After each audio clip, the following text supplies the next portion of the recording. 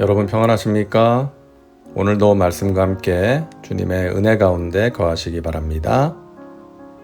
오늘 말씀은 히브리서 10장입니다. 먼저 19절과 20절을 보겠습니다. 그러므로 형제들아 우리가 예수의 피를 힘입어 성소에 들어갈 담력을 얻었나니 그 길은 우리를 위하여 휘장 가운데로 열어놓으신 새로운 살 길이요 휘장은 곧 그의 육체니라. 그러므로 앞의 내용과 연결되는 것이죠.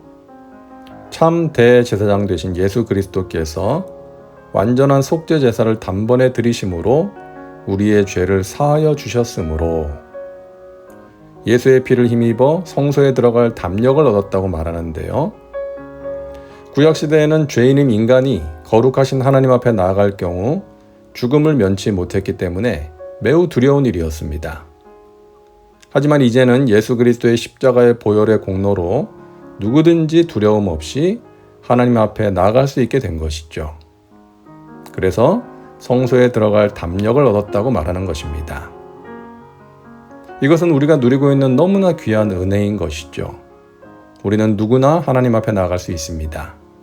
부끄러운 죄인도 믿은 지 얼마 안 된 사람도 누구나 언제든지 하나님께 나아가 우리의 마음을 아뢰 수 있고 우리에게 필요한 것을 구할 수 있는 것입니다. 천지를 창조하시고 다스리시는 전능하신 하나님을 아버지라 부를 수 있고 언제든지 그분을 만나 교제할 수 있다는 것이 우리 믿는 자들에게 주어진 특권인 것입니다. 자, 그런 자들은 어떻게 살아야 하는가? 구속받은 자들이 추구해야 할 것들을 이야기하는데요. 22절입니다. 우리가 마음의 뿌림을 받아 악한 양심으로부터 벗어나고 몸은 맑은 물로 씻음을 받았으니 참 마음과 온전한 믿음으로 하나님께 나아가자. 참 마음에 해당하는 헬라어 원어의 의미를 보면 진실되고 충성된 마음이라는 뜻을 가지고 있습니다. 그리고 온전한 믿음은 그리스도의 장성한 분량에 이르기까지 자라가는 믿음이죠. 그리스도의 대속의 은혜로 죄사함 받고 정결하게 된 사람들은 거기에서 안주하지 말고 영적 성장을 위해 하나님께 나아가야 한다는 것을 말하고 있는 것입니다. 예수님을 믿음으로 구원받은 백성들은 그 믿음과 인격이 자라가야 합니다. 성숙해져야 합니다. 예수님을 닮아가야 하는 것이죠. 성령의 열매를 맺는 삶을 살아가야 합니다. 그럴 때 하나님께 영광이 되고 주위 사람들에게 선한 영향을 끼칠 수가 있는 것이죠. 오랜 세월 교회를 다니고 있고 직분을 받았지만 믿음이 자라지 못하고 성품이 온전하게 되지 못하는 사람들이 많이 있습니다. 자기 안에 있는 치유받지 못한 상처로 인해서 자주 사람들과 부딪히고 혈기 부리고 덕이 안 되는 모습을 보이는 것이죠. 그러므로 교회를 힘들게 하고 주위 사람들에게 안타까움과 근심거리가 되는 것입니다. 전도의 문이 막히기도 하고요. 그러므로 믿는 자들은 변화되어 가야 합니다. 수십 년 전이나 지금이나 달라진 것이 없으면 안 됩니다. 갈수록 좋아져야 합니다. 내 안에 계신 성령님의 도우심과 능력으로 믿음이 자라가고 인격이 성숙해져야 하는 것입니다. 또 약속하신 이는 미쁘시니 우리가 믿는 도리의 소망을 움직이지 말며 굳게 잡고 서로 돌아보아 사랑과 선행을 격려하며. 미쁘시다는 것은 믿을만하다, 신뢰할 만하다는 뜻입니다. 우리에게 약속을 주신 하나님은 신뢰할 만한 분이십니다. 사람들은 약속한 것을 지키지 않거나 그런 적이 없다고 잡아떼기도 합니다. 하지만 하나님은 그렇지 않습니다. 약속하신 것을 영원토록 기억하시고 반드시 지키십니다. 그것이 우리의 소망인 것이죠. 그것을 굳게 잡으라는 것입니다. 환난과 유혹 속에서 믿음을 버리지 말라는 것이죠. 그러기 위해서 서로 돌아보아 사랑과 선행을 격려하라는 것입니다. 진심으로 관심을 가지고 주위 사람들을 살피고 사랑을 실천하라는 것이죠. 모이기를 패하는 어떤 사람들의 습관과 같이 하지 말고 오직 권하여 그날이 가까움을 볼수록 더욱 그리하자.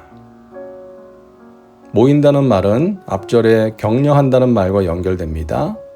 서로 돌아보아 사랑과 선행을 격려하기 위해서는 우리가 만나야 하고 모여야 합니다. 교제하지 않고서는 불가능한 것이죠.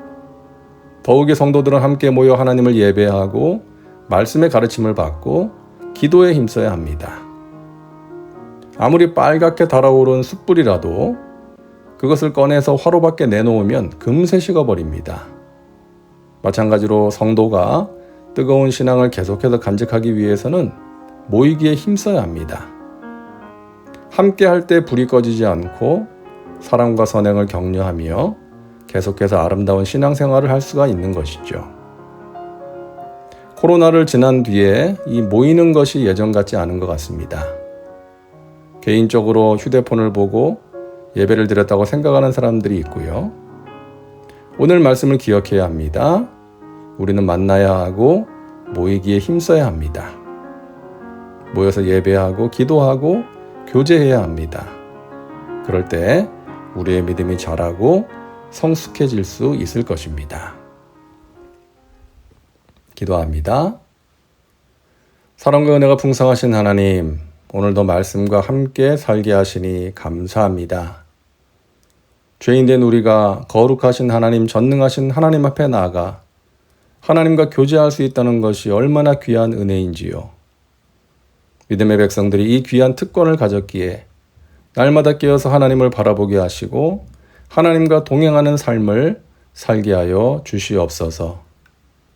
그러함으로 우리의 믿음이 날마다 자라가게 하시고 온전한 믿음으로 성숙되어질 수 있도록 인도하여 주옵소서. 우리에게 주신 이 귀한 소망을 굳건히 붙들게 하시고 서로를 돌아보아 사랑과 선행을 격려하며 모이기를 패하는 어떤 사람들의 습관과 같이 하지 않고 오직 권하여 이 마지막 때에 모여서 하나님을 전심으로 예배하고 기도하고 교제하기에 힘쓸 수 있도록 인도하여 주시옵소서. 예수님의 이름으로 기도하옵나이다. 아멘. 오늘도 말씀과 함께 은혜 가운데 거하시기 바랍니다. 여러분 사랑하고 축복합니다.